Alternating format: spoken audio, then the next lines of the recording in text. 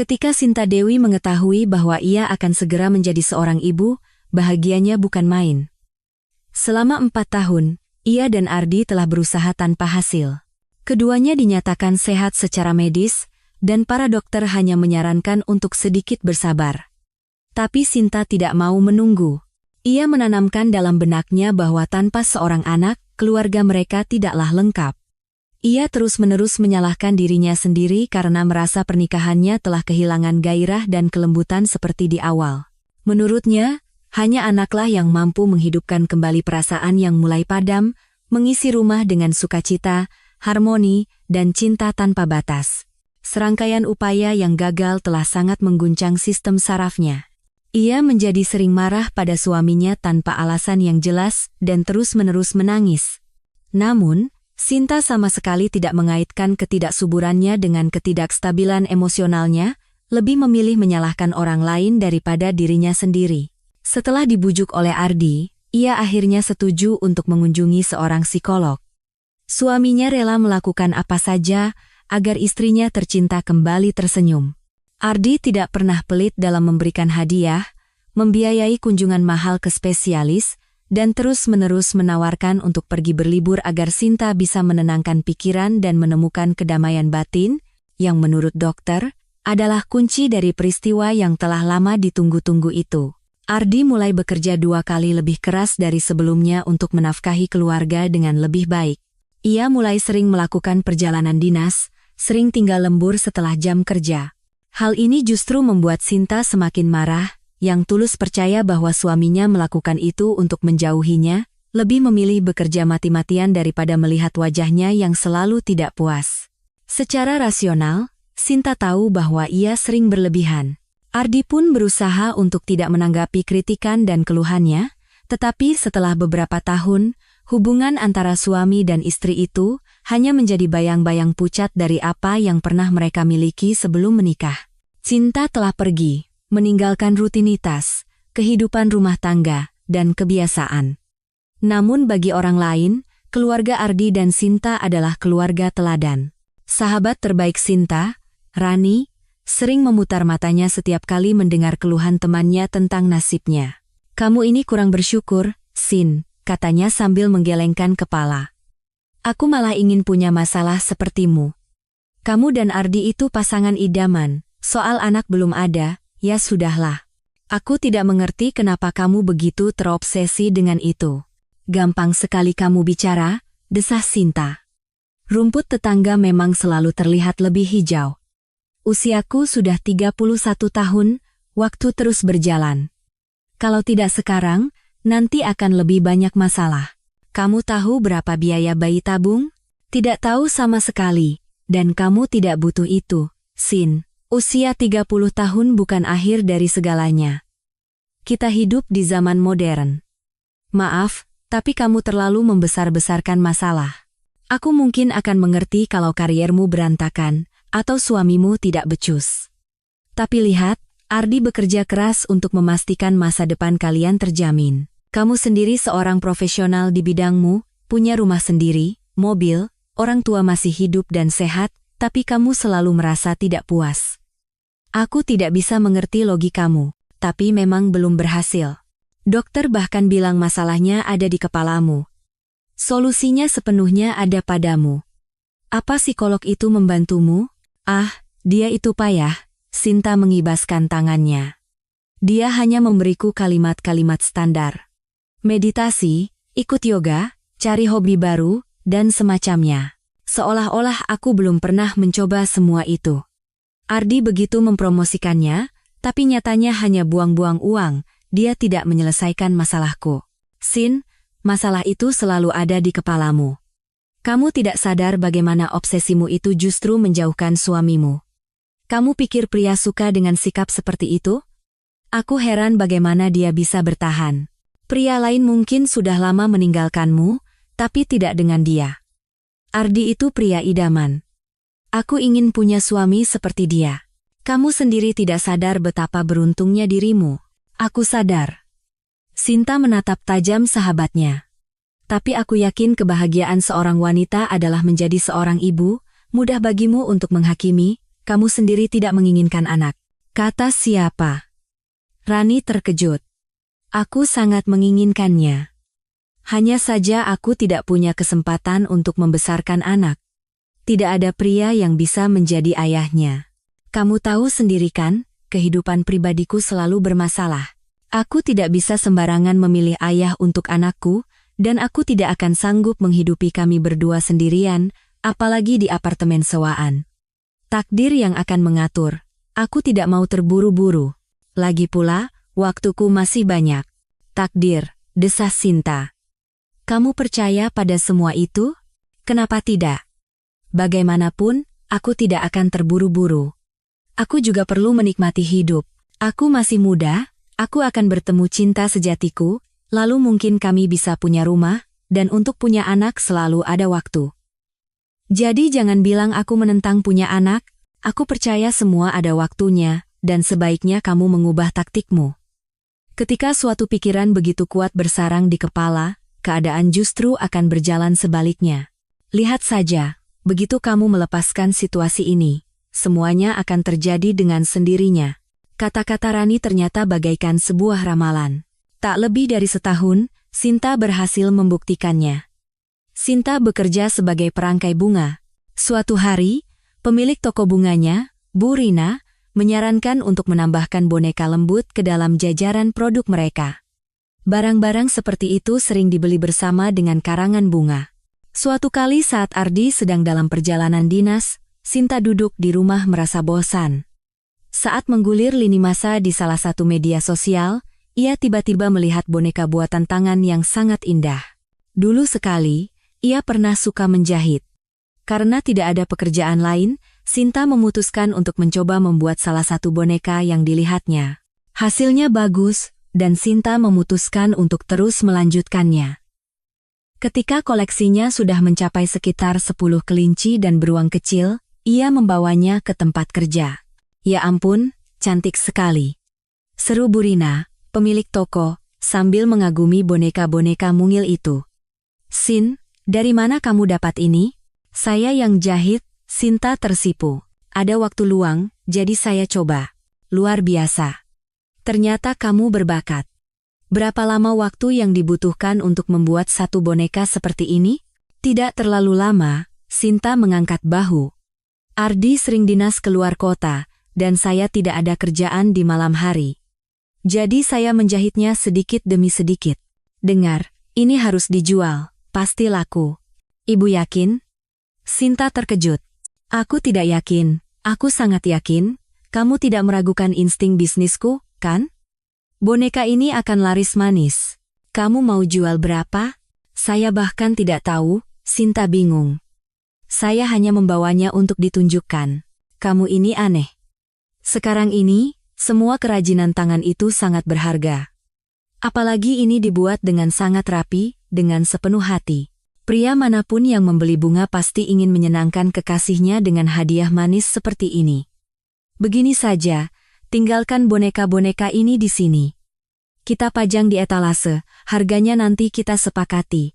Keuntungannya kita bagi 2. Atau tidak, kamu dapat 60%, aku 40%. Setuju? Kalau permintaannya tinggi, kita diskusikan lagi nanti. Baiklah, jawab Sinta dengan ragu. Tapi saya tidak begitu yakin ada yang mau membelinya. Tetapi Sinta Dewi salah. Semua kelincinya terjual habis dalam 2 hari, dan boneka terakhir bahkan hampir menjadi rebutan.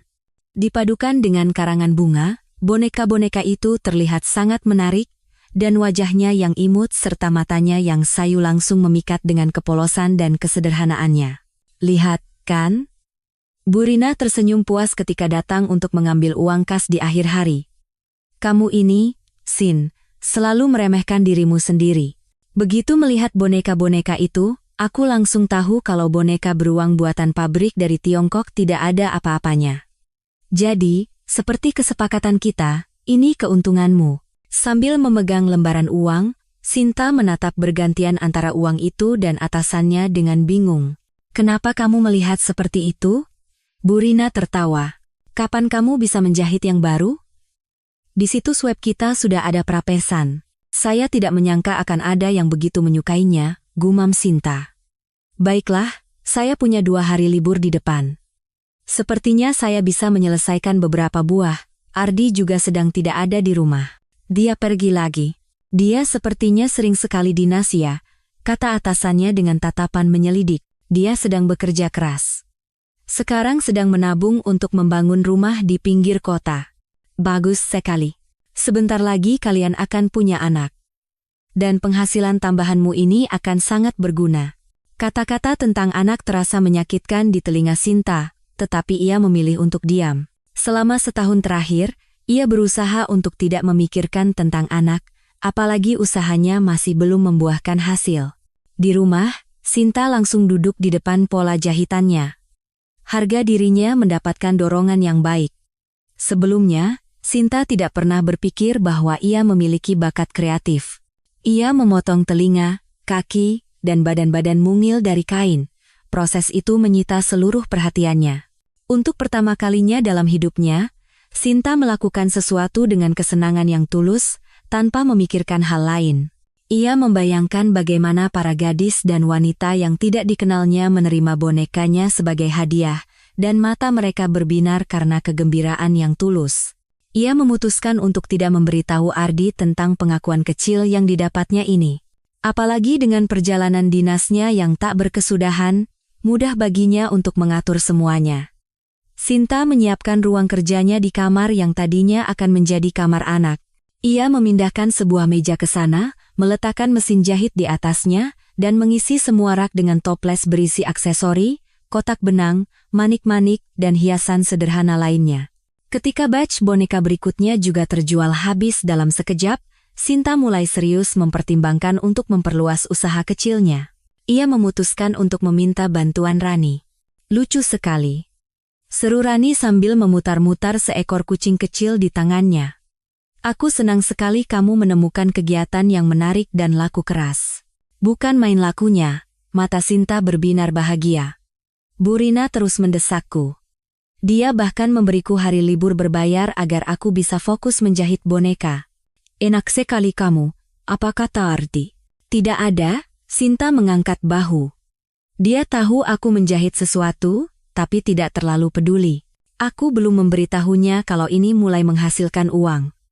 Dia senang aku punya kesibukan saat dia tidak ada dan tidak mengganggunya seperti dulu. Tahu tidak, kegiatan ini benar-benar membantuku untuk tidak memikirkan masalahku. Bukan berarti aku tidak mau anak lagi, tapi obsesiku sudah berkurang. Kamu benar, aku perlu mengalihkan perhatian. Aku bahkan sudah tidak ke psikolog lagi. Tidak ada waktu. Aku baru 3 bulan membuat boneka ini, dan sudah merasa lebih baik. Bagus sekali, Rani menepuk pundaknya. Tahu tidak, mungkin kamu juga bisa menjualnya sendiri. Ayo kita buatkan situs web atau akun media sosial untukmu, kamu bisa promosi online. Hal seperti ini sangat disukai di internet. Aku tidak akan sempat, Sinta tertawa. Sekarang saja aku menghabiskan seluruh waktu luangku di depan mesin jahit. Kalau mau serius, aku harus berhenti kerja. Memangnya kenapa kalau hanya laku di toko bunga? Siapa yang tidak berani mengambil risiko, tidak akan pernah berhasil? Rani menatapnya penuh arti. Lagi pula, kamu tidak terlalu berisiko. Bu Rina akan tetap membeli semua bonekamu. Dan sepertinya Ardi juga tidak terlalu peduli dengan pekerjaanmu. Dia bisa menafkahi kalian berdua dengan mudah. Apa gunanya gajimu sebagai perangkai bunga? Di sini ada kesempatan untuk menjadi terkenal. Kamu terlalu pasif. Entahlah, Sinta ragu. Kurasa Ardi tidak akan mendukung ideku. Lagi pula, menurutku, penghasilanku sendiri, meskipun kecil, adalah semacam jaminan. Jaminan dari apa? Rani menatapnya lekat. Siapa tahu dari apa? Segala sesuatu bisa terjadi dalam hidup. Hobi ya hobi. Aku tidak pernah berpikir untuk mengubahnya menjadi pekerjaan utama. Coba pikirkan. Ngomong-ngomong, kalau kamu kewalahan sendirian, aku bisa merekomendasikan seseorang untuk membantumu. Siapa? Aku punya tetangga, seorang nenek, namanya Bu Laksmi. Putrinya baru saja pindah ke luar negeri bersama cucu-cucunya. Nenek itu sekarang sendirian dan, jujur saja, sedikit linglung karena kesepian. Dulu dia adalah kepala pabrik garmen, mendedikasikan seluruh hidupnya untuk bekerja. Dia adalah tipe orang yang cepat layu tanpa kesibukan. Masa pensiun sangat berat baginya. Bukan karena kekurangan uang, putrinya mendukungnya secara finansial. Bu Laksmi lebih butuh perhatian dan teman bicara. Mungkin aku bisa memperkenalkan kalian? Begitu ya? Sinta ragu. Entahlah, dia orang asing. Dan aku sendiri belum punya penghasilan yang stabil, masa harus berbagi? Jangan pikirkan soal penghasilan, Sin. Kubilangkan, nenek itu tidak butuh uang. Dia akan senang bisa melakukan pekerjaan yang dicintainya. Dia menjahit dengan sangat baik. Sampai sekarang, tetangga-tetangga masih sering datang padanya untuk minta dibuatkan rok atau yang lainnya. Dia melakukan semuanya gratis, asalkan ada yang mau mengobrol dengannya. Dia punya mesin jahit sendiri. Dia bisa membantumu memotong pola dan menjahit. Berdua, kalian bisa dengan mudah mengembangkan bisnis ini. Entahlah, Sinta termenung. Belum tentu dia mau. Pasti mau. Biar aku yang urus. Dia wanita yang baik, percayalah. Aku sudah lama mengenalnya, sejak aku mulai menyewa apartemen ini, nanti kamu akan lihat sendiri. Baiklah, ayo kita coba. Sinta mengangguk. Tapi aku tidak janji apa-apa. Aku tidak terlalu pandai bergaul. Kalau kami tidak cocok, lebih baik aku bekerja sendiri. Dan Ardi sepertinya tidak akan suka ada orang asing di rumah. Ardimu itu kan tidak pernah pulang kerja tepat waktu. Undang saja dia di hari-hari saat suamimu tidak di rumah. Dia bahkan tidak akan tahu apa-apa. Rasanya tidak baik menyembunyikan hal seperti ini dari suami. Jangan menganggapnya terlalu negatif, Rani tertawa. Nanti dia malah akan berterima kasih saat tahu istrinya bisa menghasilkan uang sendiri dengan baik. Baiklah, kamu berhasil meyakinkanku, Sinta menyerah. Bicaralah dengannya, nanti kita lihat. Berlawanan dengan kekhawatiran Sinta, Bu Laksmi ternyata adalah orang yang luar biasa. Sejak menit pertama perkenalan, Sinta tahu mereka akan cocok. Wanita tua itu, seperti yang dikatakan Rani, telah bekerja seumur hidupnya di pabrik garmen dan mencapai posisi tinggi sebagai seorang penjahit ahli. Ide tentang boneka-boneka itu memikat hati Bu Laksmi. Saya punya 3 cucu, ceritanya pada Sinta. Putri saya pergi, membawa mereka semua. Sekarang saya benar-benar sendirian. Tentu, ada kerabat dan teman, tapi rasanya berbeda. Ketika Rani cerita kamu menjahit boneka, saya langsung bersemangat. Dulu waktu cucu-cucu masih kecil, saya sering membuatkan baju dan boneka untuk mereka. Tapi anak-anak cepat sekali besar. Pikiran mereka hanya pada gawai-gawai canggih, bukan lagi beruang-beruangan. Ide untuk memberikan hadiah kucing atau kelinci yang manis bersama karangan bunga ini sangat menarik. Almarhum suami saya dulu sering memberi saya bunga. Kadang-kadang dengan boneka juga, tapi kamu tahu sendiri, di zaman dulu tidak ada yang seindah ini. Seandainya saya masih muda dan menerima hadiah seindah ini, pasti saya akan sangat bahagia. Terima kasih atas kata-kata baiknya, Bu Laksmi. Sinta tersenyum.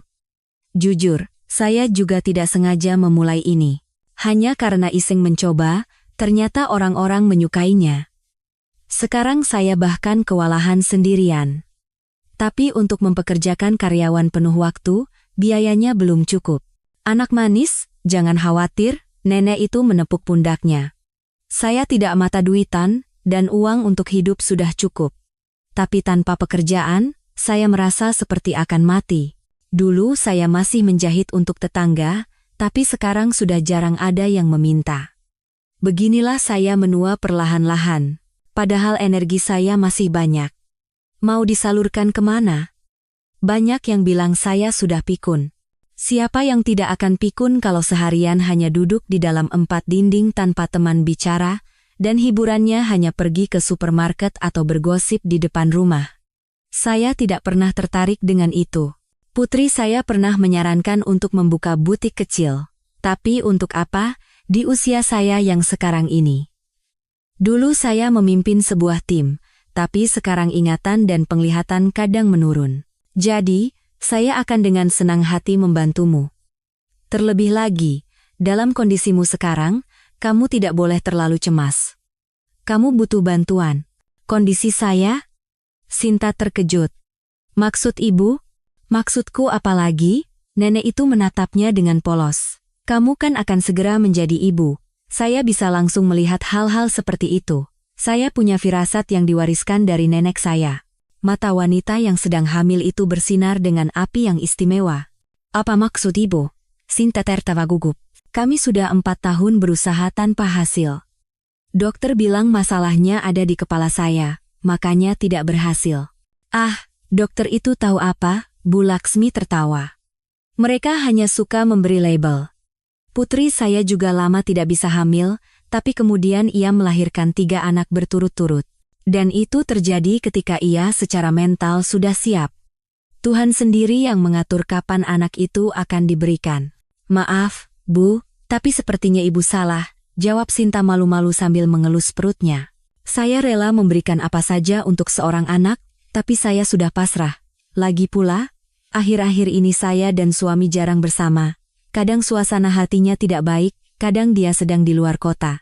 Tetap saja, aku yakin kamu sedang mengandung. Tidak percaya padaku? Coba lakukan tes, pergi ke dokter. Aku bahkan bisa memberitahumu sekarang bahwa kamu akan punya anak perempuan. Kamu boleh berpikir nenek tua ini sudah gila, tapi memeriksanya kan mudah. Semoga kata-kata ibu didengar oleh Tuhan. Sinta tersenyum sedih. Baiklah, mari saya tunjukkan pekerjaan yang harus dilakukan. Ayo, nak, ayo, bersama-sama kita akan lebih cepat. Ketika Bu Laksmi masuk ke dalam ruang kerja dadakan itu, penampilannya langsung berubah. Nenek yang kurus dan sedikit bungkuk itu seketika berubah. Pundaknya menjadi tegap, bahkan tingginya seolah bertambah. Bu Laksmi mendekati meja dan mulai memeriksa pola-pola jahitan dengan saksama. Aha, mengerti. Nah, ini bisa disederhanakan, katanya sesekali. Sinta, berapa lama waktu yang kamu butuhkan untuk membuat satu kucing seperti ini, misalnya? Sekitar 3 jam, kadang lebih, Sinta berpikir. Sudah kuduga. Sekarang kita akan perbaiki sedikit. Pola jahitanmu ini masih amatir, kita bisa membuatnya lebih mudah. Kamu akan bisa menyelesaikan seekor kucing dalam 1,5 jam. Aku juga menyarankan untuk membuatkan mereka pakaian sederhana. Ini akan membantu menonjolkan karakter setiap boneka. Pakaian? Sinta terkejut. Tentu saja. Mereka memang binatang, tapi setiap boneka harus punya karakternya sendiri. Dengan begitu, orang akan lebih cepat menyukainya, merawatnya, dan mencintainya. Jangan berpikir aku mencoba menghidupkan boneka. Tapi benda yang dibuat dengan jiwa memiliki kesempatan lebih besar untuk menjadi kesayangan keluarga. Kamu mengerti? Tidak begitu. Waktu kecil, kamu punya boneka kesayangan, mungkin boneka Barbie? Iya, tapi bukan Barbie. Aku tidak pernah suka. Aku punya kelinci. Namanya Miko. Kakek memberikannya padaku saat aku berusia 5 tahun, dan aku tidak pernah melepaskannya. Apa yang istimewa dari kelinci itu? Entahlah. Bagi seorang anak, mungkin semua mainan itu istimewa. Tidak juga. Ada yang hanya berdebu di rak, tapi ada juga yang seperti Mikomu, menjadi teman sejati bagi seorang anak. Dengan mereka, kau bisa tertawa dan menangis. Ah, sepertinya aku ingat, seru Sinta. Dia berwarna putih, dengan mata merah, dan dia memakai rompi hijau dan celana panjang merah. Ibu selalu tertawa melihat ekornya yang mencuat lucu. Lihat, Mikomu punya kepribadian, dan sebagian besar ditentukan oleh kostumnya itu. Jadi, aku serius menyarankan untuk membuatkan pakaian juga untuk boneka-boneka ini. Tidak perlu gaun atau setelan jas. Cukup rompi, celana pendek, atau bahkan hanya pita di leher. Kalau tidak percaya, ayo kita coba buat satu, nanti kamu putuskan sendiri. Baiklah. Ayo kita coba, Sinta setuju. Tapi saya hanya menjahit berdasarkan pola yang sudah jadi, dan saya belum pernah melihat pola pakaian untuk mereka. Itu sama sekali bukan masalah, kata Bu Laksmi dengan sikap profesional sambil mengambil kapur jahit. Tunjukkan kain apa saja yang kamu punya. Hanya sedikit, saya baru membeli kain bulu dan wol, itu pun sudah hampir habis. Baiklah. Kalau begitu, besok kita akan pergi ke suatu tempat. Ada toko kain kecil. Pemiliknya adalah kenalanku, Mereka punya banyak sisa kain perca yang bisa dibeli dengan harga murah. Kita akan ambil itu. Untuk sekarang, kita jahit kelinci dan kucing dulu. Pekerjaan berjalan cepat, kedua wanita itu dengan mudah saling menyesuaikan diri. Sinta bahkan tidak merasa terganggu bahwa Bu Laksmi yang memimpin. Itu menciptakan suasana disiplin dan teratur. Menjelang malam, di rak sudah ada 3 kucing, 3 kelinci, dan 5 beruang. 3 kali lipat lebih banyak dari yang biasa Sinta jahit sendirian. Wow, seru Sinta takjub. Saya tidak menyangka prosesnya bisa dipercepat seperti ini. Bu Laksmi, Ibu luar biasa, kita bisa kaya raya seperti ini. Biasanya saya butuh seminggu untuk membuat sebanyak ini, itu pun kalau tidak beranjak dari mesin jahit. Tapi kita bahkan sudah sempat minum teh beberapa kali, dan sekarang baru jam 7 malam. Ini baru permulaan. Nenek itu tersenyum licik. Rahasianya adalah disiplin. Di pabrikku dulu, para gadis selalu bisa menyelesaikan target ganda, semua berkat tindakan yang terasah dan saling menghormati. Selain itu, kamu sedikit takut pada mesin jahit. Dia tidak akan menggigitmu. Lihat kan, bagaimana aku membuat jahitan dengan cepat. Itu level dewa. Sinta mengangguk. Saya masih jauh dari itu. Tidak juga, sanggah nenek itu. Kamu hanya merasa tidak percaya diri. Besok akan aku tunjukkan caranya. Kamu akan cepat menguasai mesin itu seperti seorang profesional. Dari tanganku, penjahit-penjahit hebat lahir. Baiklah, kalau begitu sampai besok. Iya, saya akan menantikannya dengan tidak sabar. Kalau begitu, agar tidak membuang waktu, begitu kamu bangun, langsung datang ke toko roti di sudut Jalan Sudirman dan Tamrin. Tahu di mana itu? Itu kan di pusat kota. Betul. Toko kainnya tidak jauh dari sana. Kita bisa langsung memilih apa yang kita butuhkan. Di sana juga kita bisa membeli pita-pita kecil dan lainnya. Setuju? Nanti kalau saya sudah siap, saya akan telepon ibu.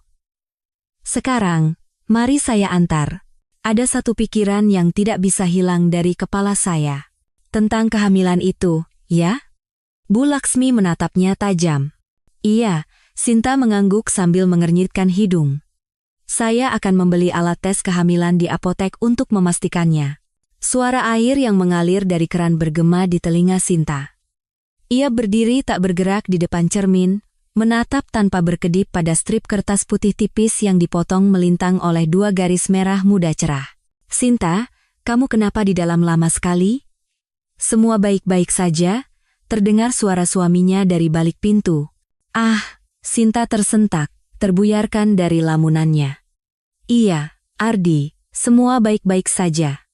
Aku sudah mau keluar. Setelah mematikan air, Sinta memutuskan untuk tidak memberitahu suaminya terlebih dahulu. Ia tahu betul bahwa alat tes kehamilan seringkali menunjukkan hasil yang salah. Untuk memastikannya, ia harus membuat janji dengan dokter kandungan dan melakukan USG. Namun, sekeras apapun ia mencoba menyembunyikan kebahagiaannya, ia tidak berhasil. Kenapa kamu berseri-seri begitu? Ardi menatap Sinta lekat ketika ia keluar dari kamar mandi. Tidak ada apa-apa. Gadis itu menggelengkan kepala. Hanya suasana hati sedang baik, dan aku senang akhirnya kamu di rumah. Kamu kangen, ya? Ardi memeluknya.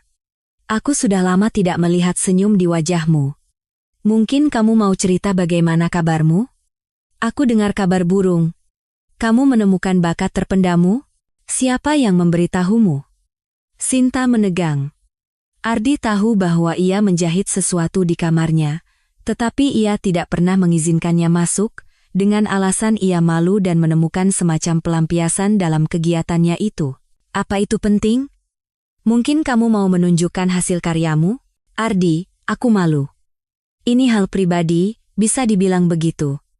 Aku takut kamu akan menertawakanku. Sayang, bagaimana mungkin aku menertawakan hobimu, apalagi jika menyangkut kreativitas. Aku justru senang kamu akhirnya serius tertarik pada sesuatu dan tidak lagi mengangkat isu-isu sensitif. Ngomong-ngomong, psikologmu menelepon, bertanya kenapa kamu tidak datang lagi. Aku tidak mau, Sinta mengernyit. Tidak ada gunanya. Kamu lihat sendiri kan, aku sudah lebih baik. dia yang menyarankan aku untuk melakukan sesuatu yang bisa mengisi waktu luangku. Jadi aku menurutinya. Aku tidak melihat ada gunanya membayar dia lagi. Terserah kamu saja, Ardi memperbaiki bantalnya. Bagaimanapun, aku senang kamu tersenyum. Kalau kamu butuh sesuatu, katakan saja, jangan malu-malu. Aku tahu kamu menjahit sesuatu, sepertinya boneka. Iya, Sinta menatapnya dari bawah. Tetap saja, siapa yang memberitahumu? Hanya beberapa orang yang tahu tentang ini. Apa Rani yang keceplosan? Padahal aku sudah memintanya. Tidak ada yang memalukan kok, Sinta. Iya, Rani yang memberitahuku. Aku bertemu dengannya hari ini saat pulang dari stasiun. Kami mengobrol. Dia sangat memujimu, dan aku merasa sedikit tersinggung karena orang lain tahu lebih banyak tentangmu daripada suamimu sendiri. Ardi, Rani bukan orang lain, dia sahabat terbaikku. Kami sudah berteman sejak kecil. Tentu saja aku menceritakan semuanya padanya, termasuk hal-hal yang mungkin kamu anggap tidak serius. Untuk itulah gunanya sahabat. Apalagi dia bahkan membantuku dalam beberapa hal, dan tentang itu kamu juga tidak akan cerita? Suami itu menatapnya tajam. Nanti saja ya, sayang, Sinta memeluknya. Kalau aku sudah siap, aku pasti akan menceritakan dan menunjukkan semuanya padamu. Baiklah, sayang. Ngomong-ngomong, minggu ini aku pasti akan di rumah. Benarkah? Sinta terkejut. Serius? Aku senang sekali. Kamu ambil cuti? Andai saja, Ardi mengerutkan kening. Maksudku, tidak akan ada perjalanan dinas untuk sementara waktu. Mungkin bahkan tidak akan ada lagi sama sekali. Apa yang terjadi? Sinta mengangkat alis. Ada sedikit konflik dengan atasan, jawab Ardi sedikit tegang. Aku bersikeras untuk menghabiskan lebih banyak waktu dengan keluarga. Pimpinan sedang mempertimbangkan bagaimana mengakomodasi kepentingan semua pihak dalam situasi ini. Begitu, desah Sinta. Ia senang suaminya akan lebih sering di rumah, tetapi di sisi lain ia juga kecewa, karena itu berarti ia harus menunda hobi barunya. Tentu saja, selalu ada pilihan untuk berhenti dari toko bunga dan sepenuhnya mendedikasikan diri pada menjahit boneka. Ide ini terasa cukup masuk akal, apalagi Sinta baru saja mengetahui tentang kemungkinan kehamilannya. Besok aku akan buat janji untuk USG, agar semuanya jelas dan tidak menyiksa diri dengan tebakan, pikirnya sambil mulai tertidur. Aku harus mengatur jadwal baru dengan Bu Laksmi, agar mereka tidak bertemu dengan Ardi. Dan aku juga perlu bicara serius dengan Bu Rina. Aku siap untuk berhenti dari toko bunga sekarang untuk membuat bonekaku sendiri, tapi boneka ini sedang tren, dan tren bisa berlalu. Sebaiknya tidak terlalu berharap. Lagi pula, saat cuti hamil, aku bisa sepenuhnya mengerjakannya. Sudahlah, apa gunanya menyiksa diri, pagi akan lebih bijaksana daripada malam.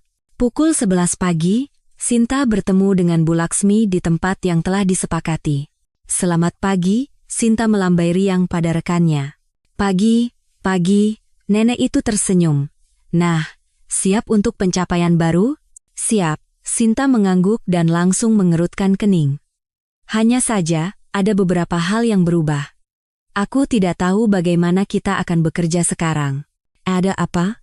Jadwal Ardi sedikit berubah.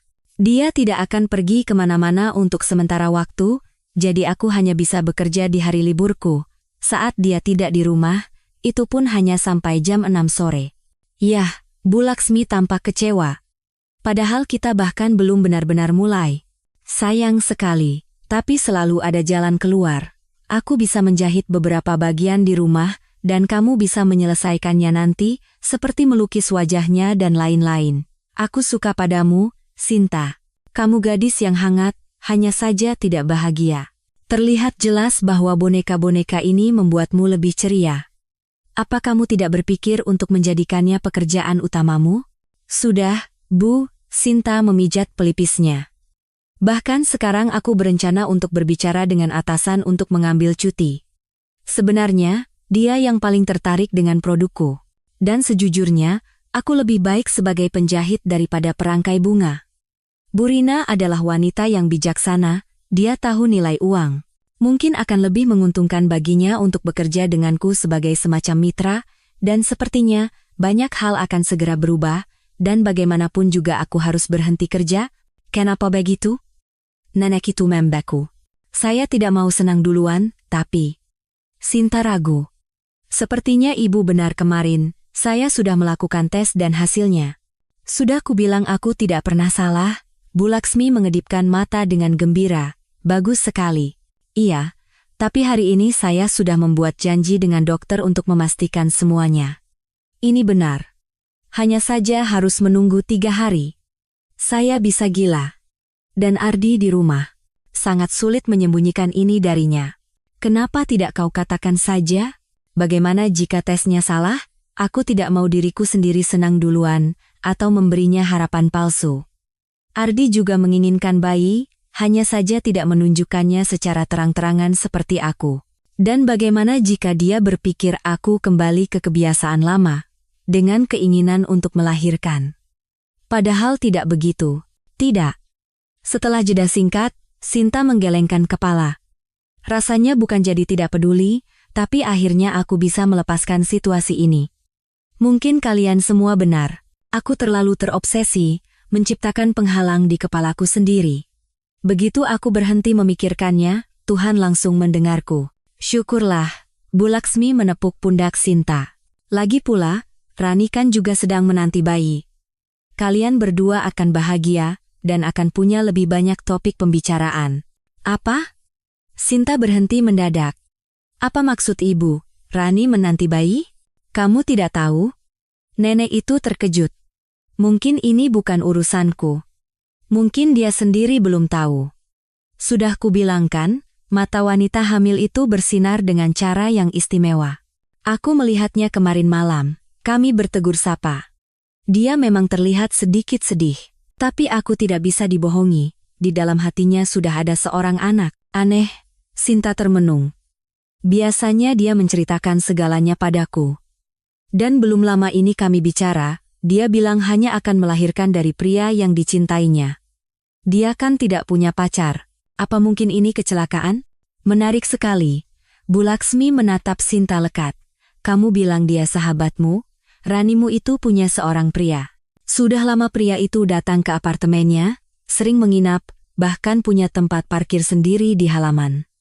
Pria yang tampan, tinggi, gagah. Aku sering melihat mereka bersama. Kadang-kadang, memang, pria itu pergi untuk waktu yang lama. Ibu yakin? Sinta bingung.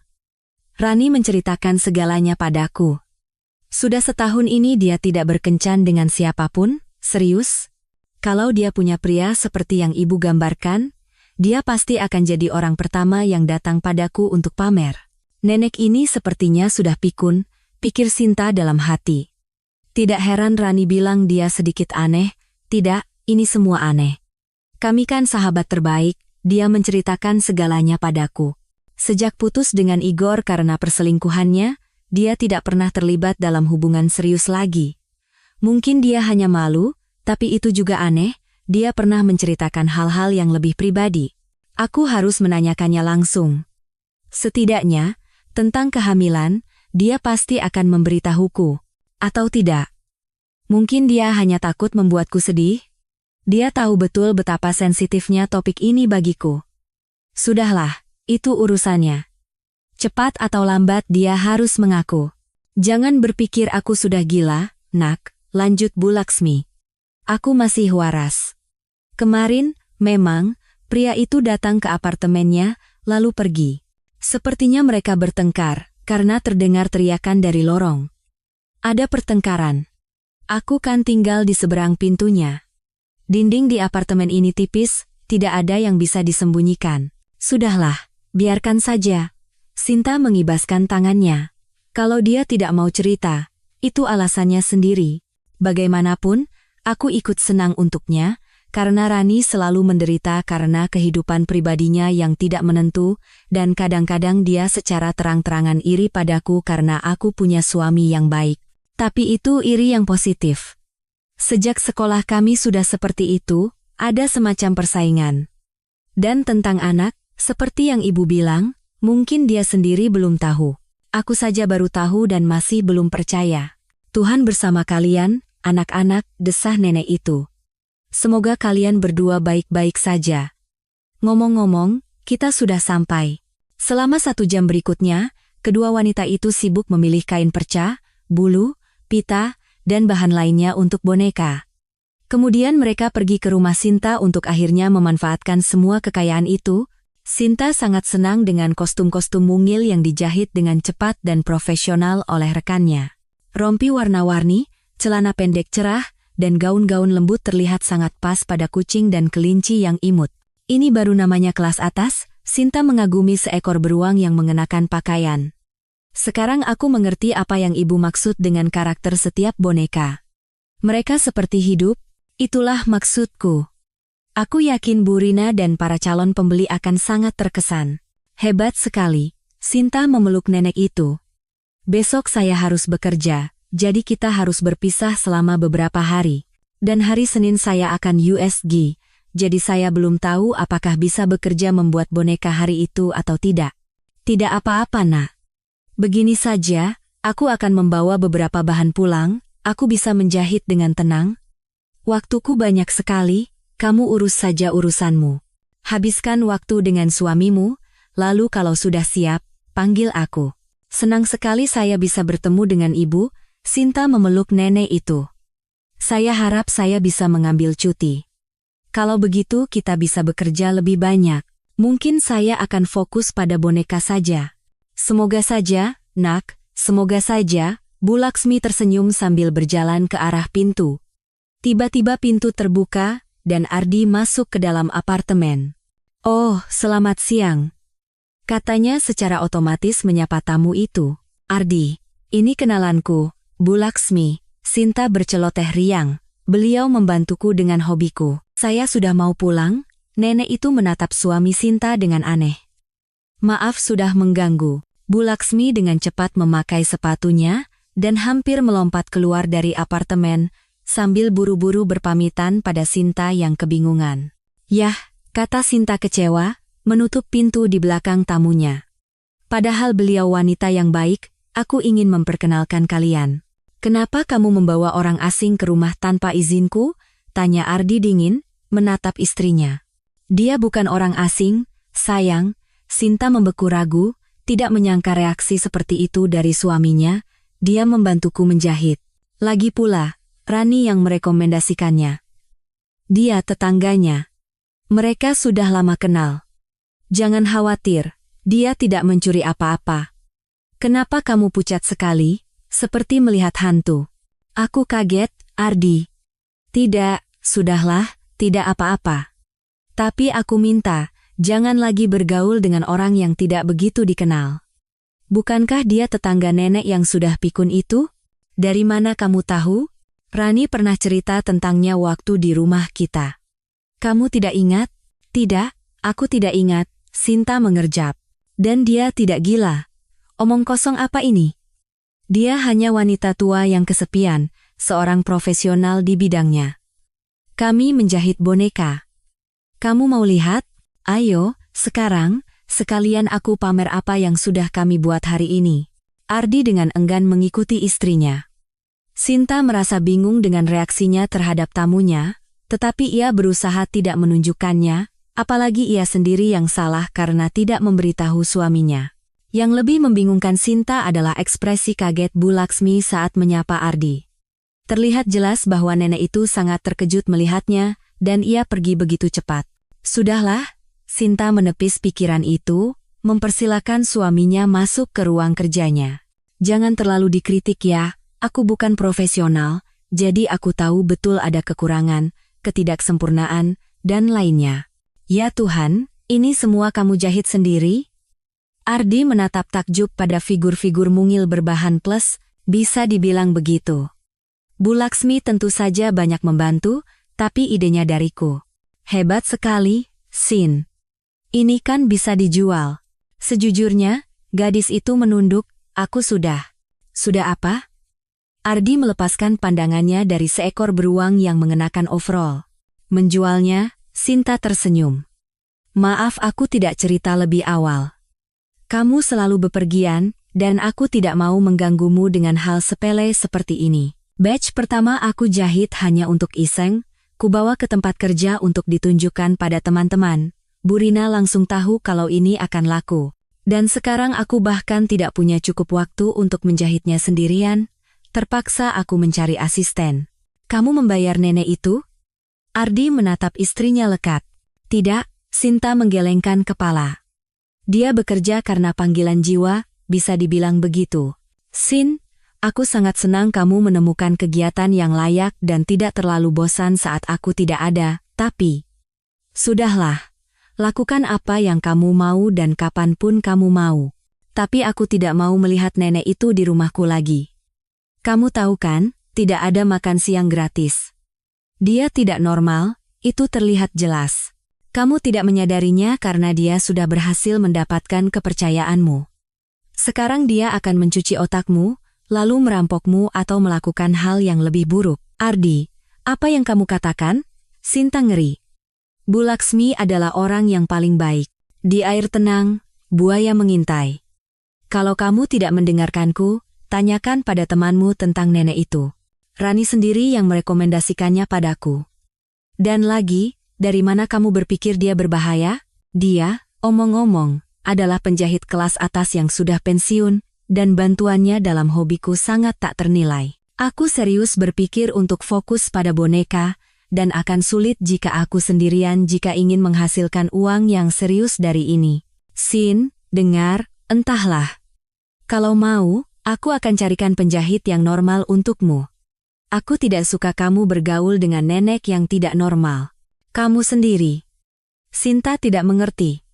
Aku sendiri? Jangan tersinggung. Aku hanya menyampaikan fakta. Kamu sendiri secara emosional tidak stabil. Kamu perlu mengelilingi dirimu dengan orang-orang yang dapat diandalkan dan waras, agar hal-hal aneh tidak muncul nanti. Paham kan?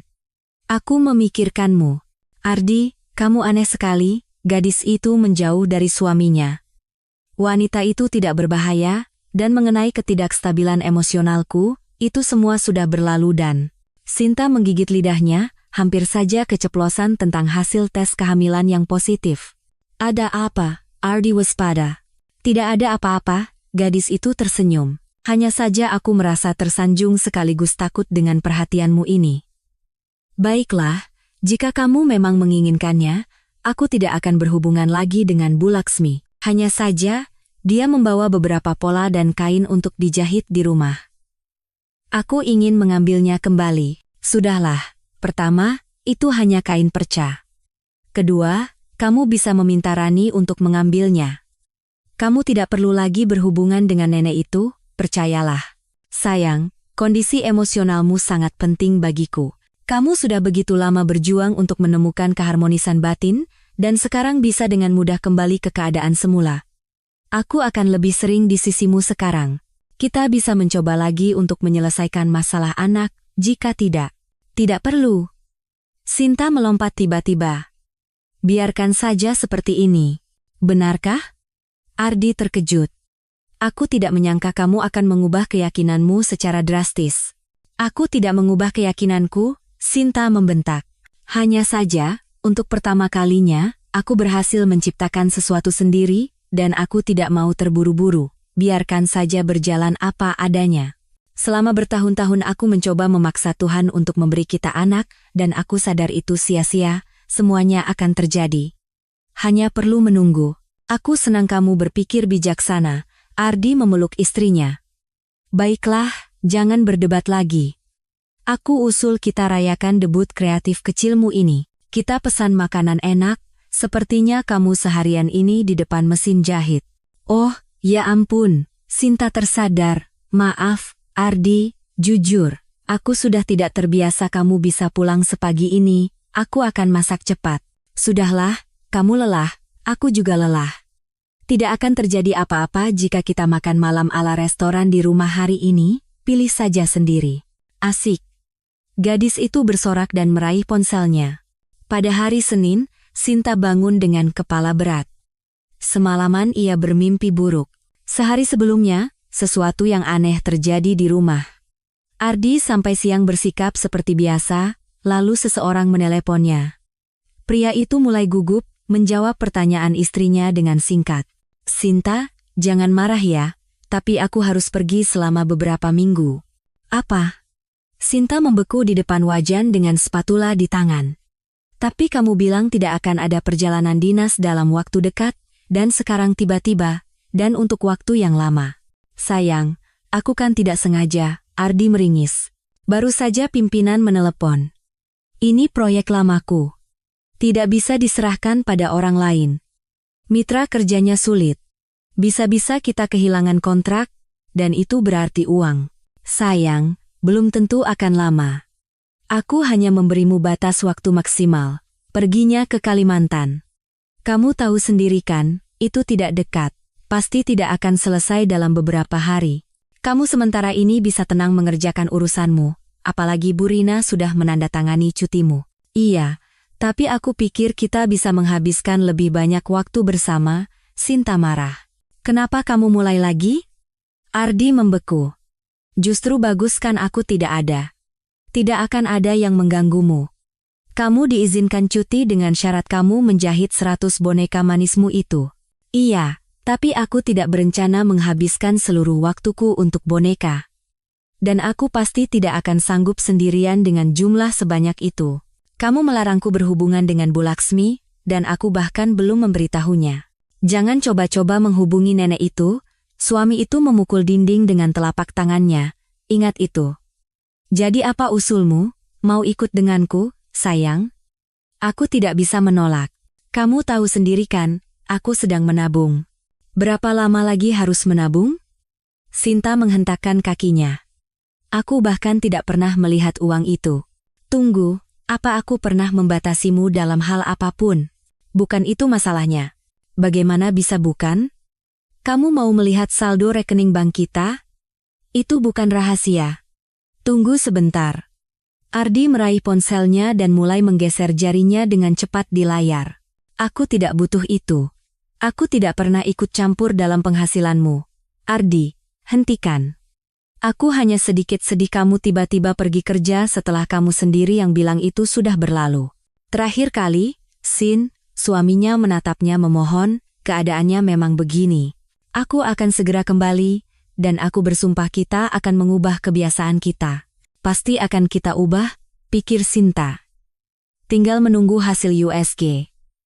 Kalau semua terkonfirmasi, lihat saja nanti bagaimana reaksimu. Ketika Sinta membuka mata pada Senin pagi, Ardi sudah mengemasi tasnya, dan sedang mengetik sesuatu dengan cepat di ponselnya. Aku harus berangkat sekarang, katanya. Pesawatnya 2,5 jam lagi, belum lagi perjalanan ke bandara, lalu proses check-in. Pergilah. Sinta menguap. Hanya saja, sering-sering telepon aku. Baiklah, aku pergi. Ardi mencium pipi istrinya sekilas dan berjalan ke pintu keluar. Kepalanya sakit tak tertahankan. Sinta hendak meraih kotak obat, tetapi ia mengurungkan niatnya. Ia takut bahwa obat pereda nyeri biasa tidak boleh diminum saat hamil, dan memutuskan untuk menahannya. Sebagai gantinya, ia menyeduh teh herbal. Ketika denyutan di kepalanya mulai mereda, Sinta melihat jam dan menyadari bahwa jika ia menunda-nunda, ia akan terlambat untuk janji temu dengan dokter.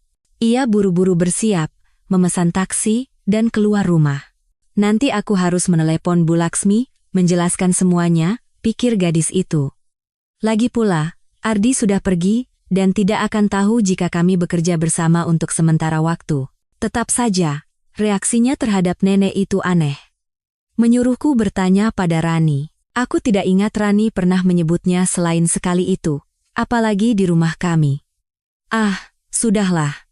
Aku akan berusaha menyelesaikan sebanyak mungkin dalam beberapa hari ini. Sekalian aku jelaskan baik-baik pada Bu Laksmi.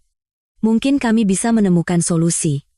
Sayang sekali melepaskan orang seperti dia. Sinta turun dari taksi dan berjalan cepat menuju pintu klinik. Di dalam, tercium aroma kopi yang menyenangkan. Gadis itu mendekati resepsionis, di mana seorang wanita berpenampilan galak dengan kacamata sedang menatap monitor. Selamat siang, saya ada janji jam 12, Sinta memberitahu administrator dengan riang.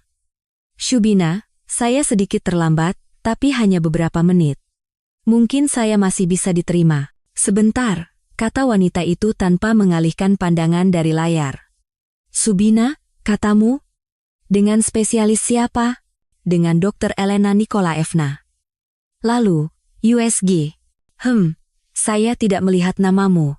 Untuk jam 12 siang, yang terdaftar dengan Dr. Sruyeva adalah orang lain. Wanita itu sudah di dalam ruangan. Bagaimana bisa? Sinta terkejut.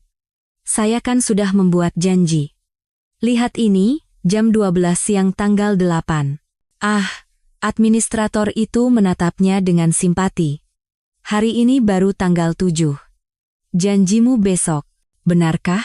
Sinta murung. Bagaimana bisa? Petugas pendaftaran bilang tanggal 8, hari Senin. Mungkin aku yang salah mencatat. Ya, harinya ingat, tapi tanggalnya tidak.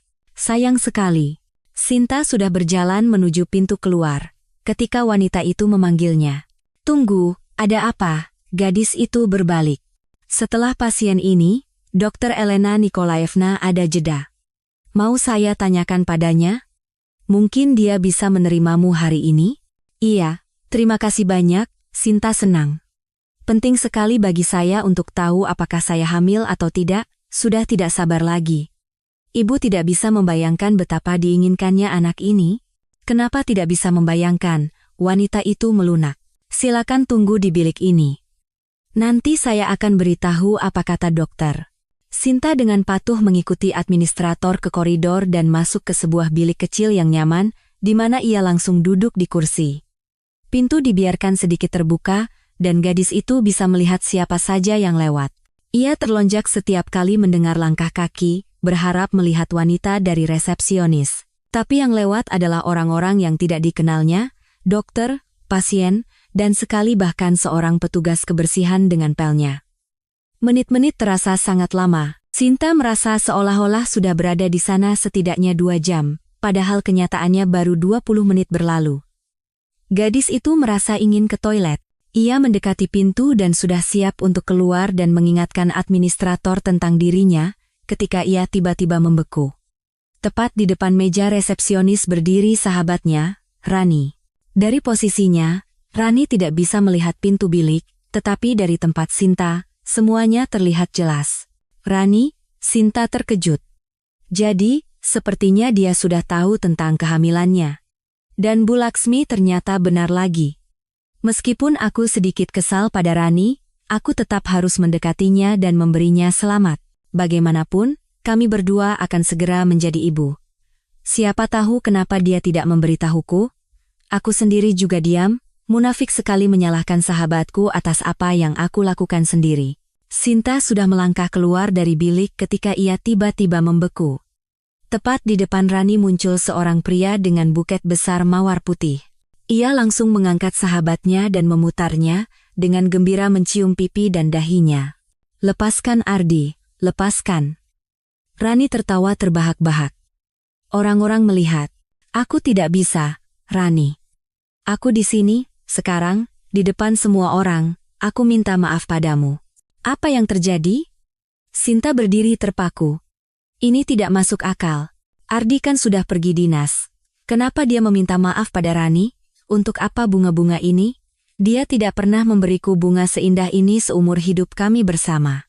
Sayang sekali aku tidak bisa mendengar apa yang mereka bicarakan. Dan kalau aku keluar sekarang, akan sangat canggung.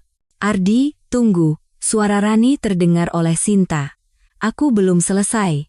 Masih harus ambil darah untuk tes. Ini akan lama. Kita bisa menunggu bersama di suatu tempat? Tanya pria itu. Rani menatap administrator dengan bertanya. Wanita itu berdiri dan mempersilakan mereka berdua masuk ke bilik untuk menunggu sampai perawat tersedia. Sinta menyusut sekecil molekul. Ia melompat masuk ke biliknya dan mengunci pintu. Administrator mengantar pasangan itu ke ruang sebelah, dan Sinta mendengar suara langkah kakinya menjauh. Gadis itu berusaha tidak bernapas agar tidak ketahuan. Ia menempelkan telinganya ke dinding pemisah antara bilik dan mendengarkan. Bagaimana kamu akan menjelaskan ini? Terdengar suara Rani yang tidak puas. Sayang, maafkan aku, jawab suara bas Ardi dengan nada bersalah. Aku kelepasan waktu itu. Aku bicara banyak hal yang tidak perlu. Kamu bahkan harus malu di depan tetangga. Tapi kamu sendiri bagaimana? Tiba-tiba memberitahu tentang kehamilanmu. Tentu saja aku memikirkan berbagai hal, sampai-sampai berpikir anak itu bukan dariku. Kita sudah setahun bersama, Ardi. Kamu anggap aku apa? Maaf, aku memang bodoh. Tapi kamu tahu sendiri kan, betapa sensitifnya topik ini bagiku. Sinta sudah bertahun-tahun tergila-gila dengan anak, dan aku tidak bisa menjelaskan padanya bahwa aku tidak menginginkannya. Lebih tepatnya, aku mau, tapi bukan darinya. Kamu tidak bisa membayangkan betapa sulitnya bagiku untuk mencampurkan pil hormon sialan itu ke dalam makanan dan minumannya. Dan semakin sulit saat kita mulai berkencan. Perjalanan dinas itu. Dia percaya semua yang kukatakan. Betapa bodohnya dia, bahkan tidak menyadari bahwa aku tidak peduli padanya. Tahu tidak, Ardi, itu sangat licik. Semua pil KB dan lainnya itu. Seharusnya kamu sudah lama menceraikannya. Gampang sekali kamu bicara. Dengan Sinta itu nyaman. Di rumah selalu ada makanan enak, pakaian dicuci dan disetrika, bersih, dia tidak banyak menuntut. Perhatikan, sifatnya inilah yang memungkinkan aku membelikanmu semua yang kuberikan. Dan hari ini, bayangkan, hampir saja ketahuan. Dia meminta untuk melihat rekening kita. Aku bisa kena masalah besar jika Sinta bersikeras. Kamu tahu sendiri kan, aku sudah lama tidak menyimpan uang di rekening bersama. Aku hanya mentransfer jumlah untuk kebutuhan sehari-hari. Dia masih berpikir aku menabung untuk rumah. Hah, cari saja orang bodoh. Apartemen itu harus dibagi dengannya jika kami bercerai, dan sekarang rumah lagi, tidak akan pernah. Rani, aku mencintaimu. Ya, aku bersikap sangat hina terhadap Sinta, tapi aku tidak akan hidup dengannya lebih lama lagi. Dan apa rencanamu? Rani tertawa sinis. Tidak, Ardi, kamu aneh. Awalnya kamu membanting pintu, lalu tiba-tiba berubah pikiran. Apa yang terjadi? Ketika aku pulang, aku lama memikirkan semua yang kamu katakan. Ya, saat itu aku tidak siap menjadi ayah. Kamu tidak bisa membayangkan betapa Sinta membuatku stres dengan hal itu. Tentu saja aku marah. Dan ketika aku kembali, bayangkan, di depan pintu ada nenek tua itu. Nenek mana? Tetanggamu yang gila itu. Aku langsung berpikir dia sudah menceritakan semuanya pada Sinta. Tentang kita. Ternyata dia dan istriku sedang menjahit boneka bersama. Apa kamu waras merekomendasikan wanita yang tahu kita punya hubungan kepada istriku? Aku bahkan tidak memikirkannya. Dan apa dia sudah menceritakan semuanya pada Sinta? Makanya kamu buru-buru kembali padaku? Tidak. Wanita itu langsung pergi.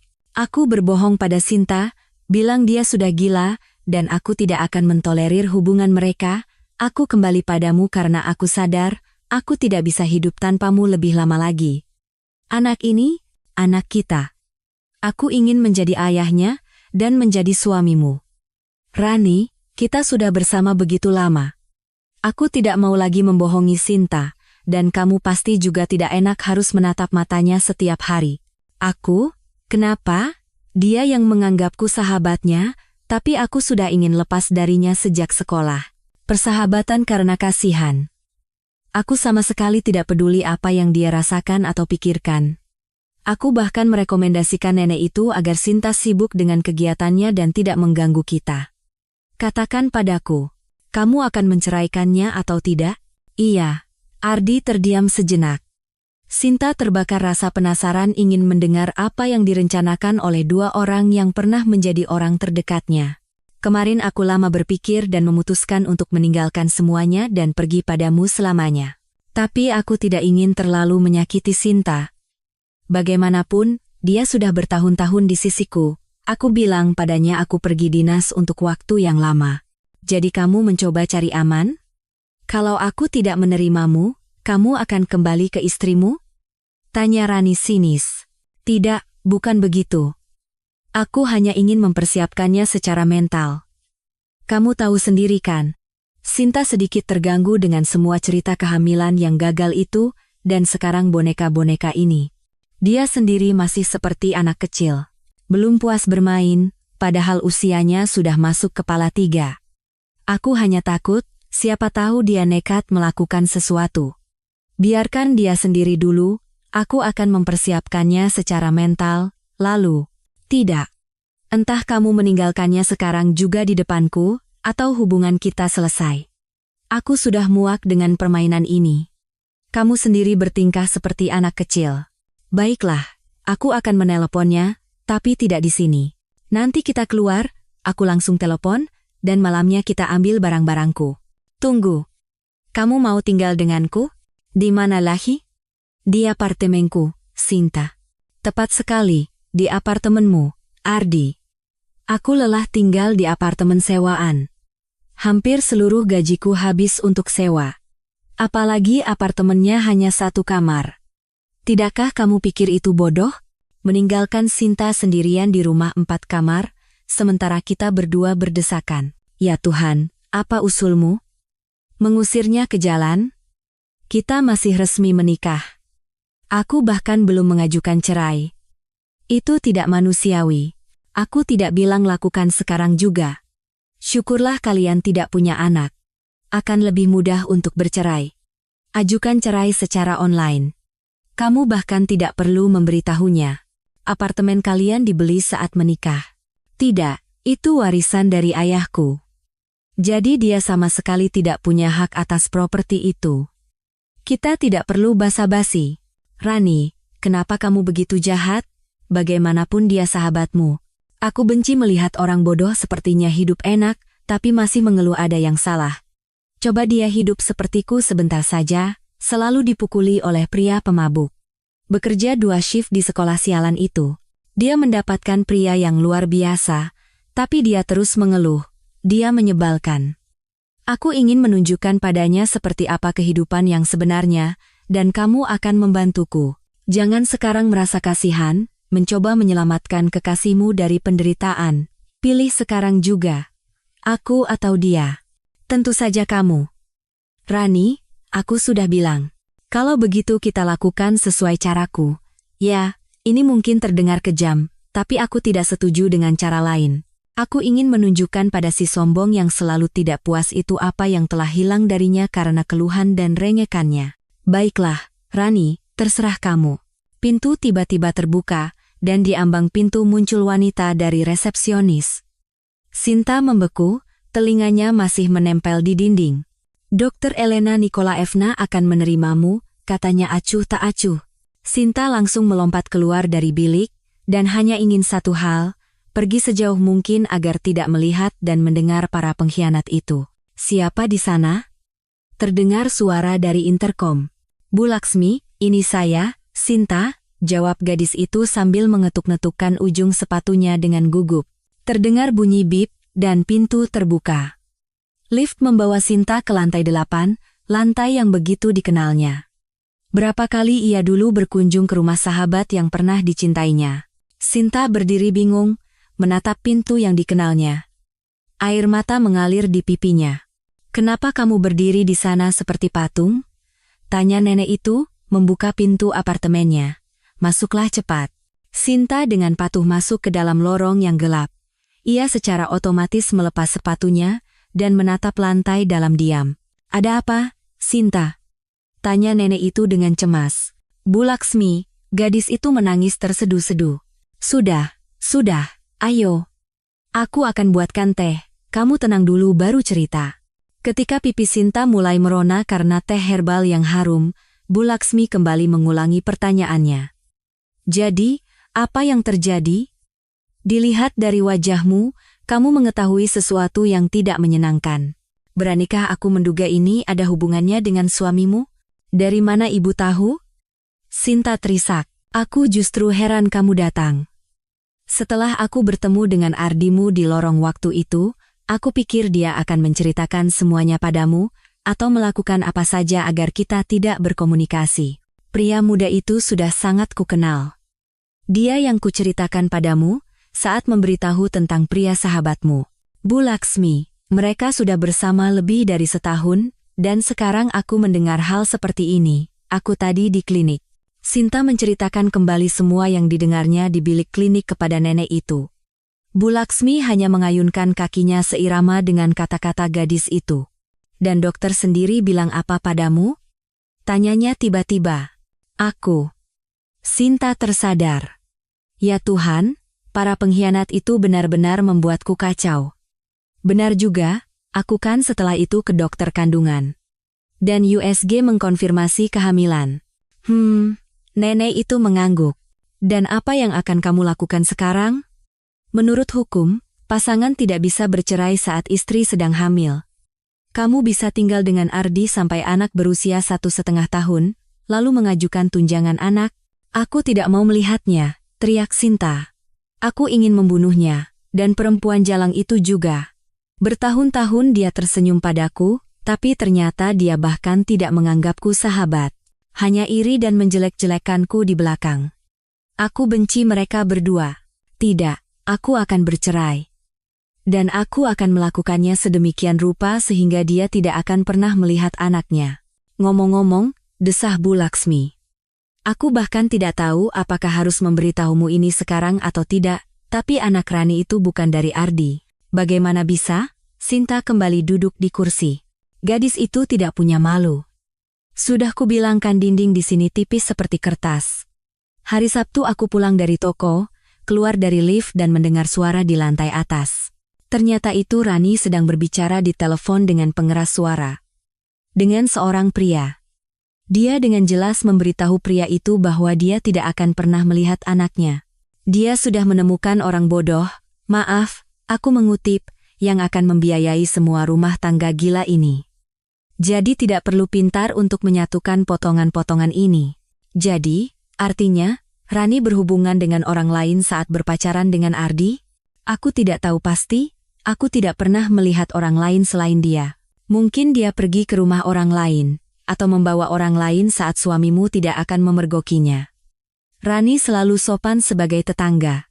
Untuk itu aku tidak bisa menyalahkannya, dan dia juga membantu jika diminta. Tapi soal pria, maaf, capnya sudah tidak ada tempat lagi, jadi pikirkan sendiri. Berarti dia menipunya? Sinta takjub. Hah, rasakan mereka berdua. Itu sama sekali bukan urusanku. Tidak, Bu Laksmi. Aku tidak akan kembali padanya. Dan karena dia tidak pernah menginginkan anak dariku, dan bahkan mampu melakukan kejahatan seperti itu yang hampir membuatku gila. Aku tidak akan memaafkannya. Aku akan mengambil barang-barangku hari ini juga dan pindah, tanpa memberitahu siapapun. Kamu mau pergi ke mana, nak? Orang tuaku tinggal di luar kota.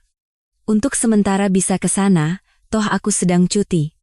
Lalu, nanti akan kuputuskan, mungkin aku akan menyewa apartemen. Uangku pas-pasan, tapi kalau ikat pinggang dikencangkan, bisa dicoba.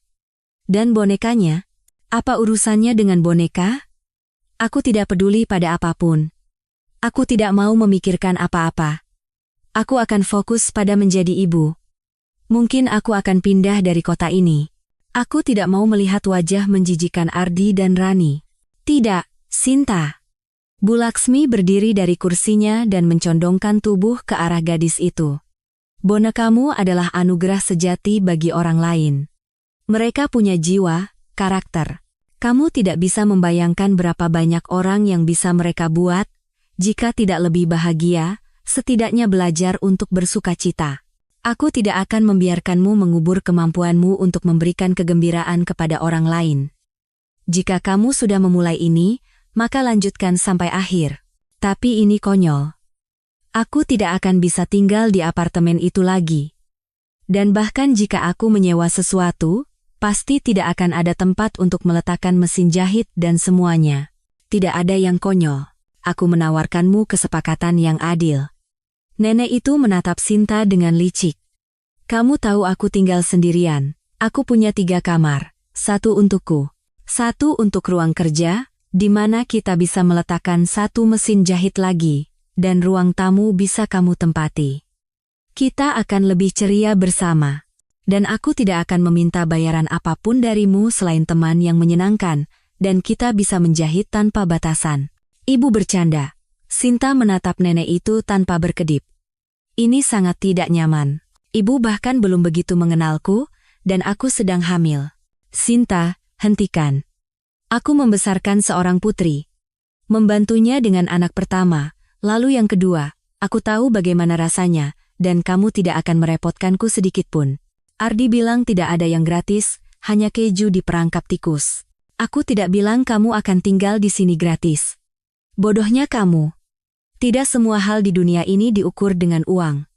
Bayarannya bisa bermacam-macam.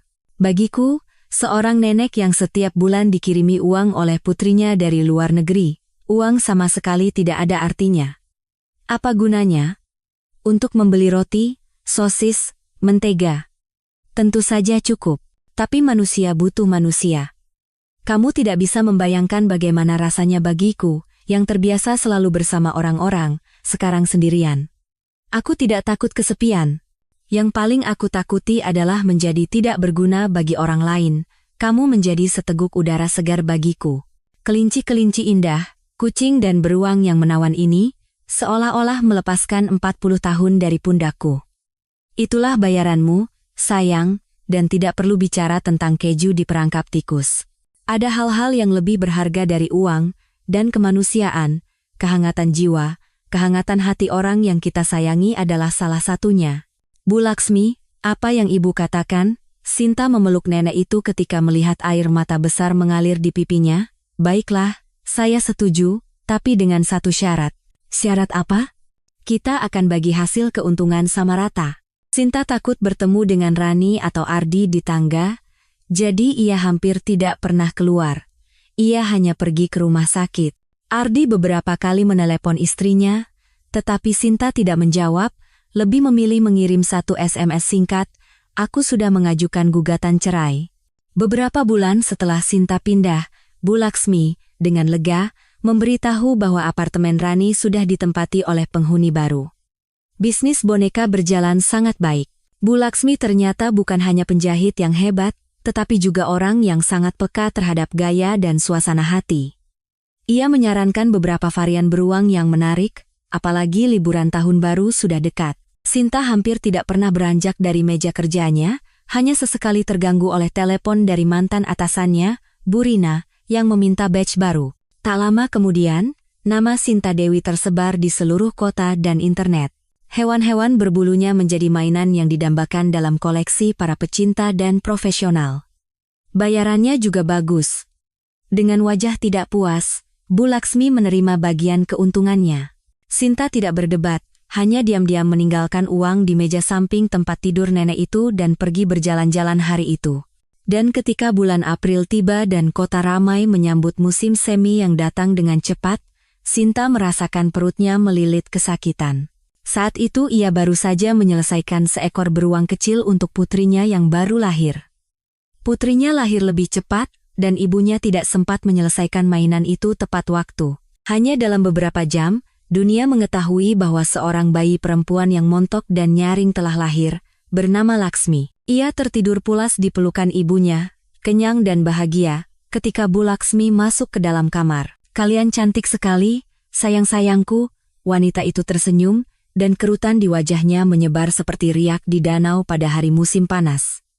"Aku datang untuk berpamitan. Aku sudah melakukan semua yang aku bisa agar kamu bahagia." "Apa maksud ibu, Bu Laksmi?" Sinta mencoba bangkit di atas bantal, berusaha tidak membangunkan putrinya. "Berbaringlah, sayang," nenek itu dengan lembut mengelus kepala Sinta. "Di rumah kamu akan menemukan semua yang akan membantumu menjalani hidup yang panjang dan bermanfaat." Bu Laksmi berdiri, mencium Sinta dan Laksmi kecil, dan berjalan ke pintu keluar. "Ibu mau kemana?" Sinta memohon, tetapi nenek itu sudah menghilang di balik pintu. Sinta tidak pernah melihatnya lagi. Setelah keluar dari rumah sakit, ia menemukan apartemen itu kosong, hanya di atas meja di sebelah mesin jahit tergeletak sebuah catatan, "Untuk gadis-gadis tersayangku. Hidup ini penuh kesulitan, tetapi solusinya selalu ada di hati kita. Hiduplah, sayang-sayangku, nikmati setiap hari dan bantulah orang lain, jangan khawatir tentang apapun, Sinta. Apartemen ini, dan semua yang ada di dalamnya, adalah milikmu. Masalah hukum sudah lama diselesaikan, dan aku tidak akan mengubah keputusanku. Kita tidak akan bertemu lagi, tetapi kalian selamanya di hatiku. Laksmi." Sinta menatap bingung pada lembaran kertas yang ditulis dengan tulisan tangan yang rapi, sementara air mata besar mengalir di pipinya. Tiba-tiba bayi itu menangis keras, mengalihkan ibunya dari pikiran kelam. Sebentar, sayangku, Sinta tersenyum, mengayun-ayunkan putrinya. Lapar ya? Sabar sebentar ya.